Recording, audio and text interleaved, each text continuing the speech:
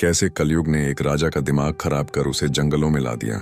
बहुत समय पहले निषद्ध नाम का एक समृद्ध राज्य था। वहाँ के राजा नल अपनी नीति, पराक्रम और धर्मनिष्ठा के लिए दूर दूर तक प्रसिद्ध थे। वे केवल एक योद्धा नहीं, एक कुशल रथ संचालक, दानी और प्रजावत्सल शासक थे। उनका चेहरा तेज से दमकता था और उनकी वाणी में ऐसी मिठास थी कि कठोर से कठोर दिल भी पिघल जाए। उधर विदर्भ देश की राजकुमारी दमयंती अपने रूप, गुण और शील की अद्वितीयता के लिए जानी जाती थी। उसकी सुंदरता का वर्णन केवल मनुष्यों में नहीं, देवताओं में भी होता था। नल और दमयंती ने एक दूसरे को देखा नहीं था, परंतु एक दिव्य हंस के माध्यम से दोनों एक दूसरे के गुणों से परिचित हो गए। वह हंस नल से मिला और फिर दमयंती के पास जाकर राजा के सारे गुण बताए। दमयंती ने उस दिव्य हंस से कहा, यदि स्वयंवर हुआ तो मैं राजा नल को ही चुनूंगी। उस दिव्य हंस ने जाकर नल को यह बात बताई और तब से दोनों ने एक दूसरे को मन में अपना जीवन साथी मान लिया। जब दमयंती का स्वयंवर आयोजित किया गया तब देवता भी उससे विवाह की इच्छा लेकर आए। इंद्र, यम, अग्नि और वरुण। उन्होंने नल से आग्रह किया कि वह दमयंती से उनके लिए बात करे। नल धर्म संकट में था, लेकिन देवताओं की आज्ञा को टालना असंभव था। वह दमयंती के पास गया और देवताओं का प्रस्ताव रखा, परंतु दमयंती ने स्पष्ट कहा, मेरा मन पहले ही राजा नल को स्वीकार कर चुका है, मैं उन्हीं को वरमाला पहनाऊंगी। स्वयंवर के दिन देवताओं ने नल का ही रूप धारण कर लिया। चारों ओर 5 एक जैसे नल खड़े थे, परंतु दमयंती ने असली नल को उसकी आंखों, उसके हाव भाव, उसकी सांसों के कंपन से पहचान लिया और उसे वरमाला पहना दी। नल और दमयंती का विवाह हुआ। निषद्ध नगरी में उत्सव का वातावरण छा गया। कई वर्षों तक दोनों का जीवन आनंद से बीतता रहा, परंतु समय चुपचाप अपनी चाल चलता है। कलयुग का प्रारंभ हो रहा था। कली और द्वापर नामक शक्तियां नल से रुष्ट थीं कि उसने देवताओं की जगह एक नारी को वरण किया। वे उसके जीवन में प्रवेश करने का मार्ग खोजने लगे। धीरे धीरे नल के हृदय में जुए का आकर्षण जन्म लेने लगा। पहले तो वह इसे एक खेल समझकर खेलता रहा, फिर यह उसका व्यसन बन गया। उसने अपनी सारी संपत्ति, पशुधन, भूमि, यहाँ तक कि अपना राज्य तक हार दिया। दमयंती ने उसे बहुत समझाया, लेकिन नल अब मोह की गहराई में डूब चुका था। जो पहले विवेक से चलता था, अब मोह और उत्तेजना में बहने लगा। जब नल ने सब कुछ खो दिया, तब उसे निषद्ध छोड़ना पड़ा। दमयंती ने साथ चलने का निर्णय लिया। दोनों पति पत्नी साथ चलते रहे, भूखे प्यासे, थके हुए। एक रात नल ने सोती हुई दमयंती को देखा। उसके कपड़े फटे थे, पांव में कांटे चुभे थे। नल का मन करुणा से भर उठा। उसे लगा, यह स्त्री जो राजमहलों में पली है, मेरे कारण इतना कष्ट झेल रही है। उसने निर्णय लिया कि दमयंती को इस कष्ट से बचाने के लिए उसे छोड़ देगा। उसने उसके जूते काट दिए ताकि वह उसका पीछा न कर सके और धीरे से वन में कहीं दूर निकल गया।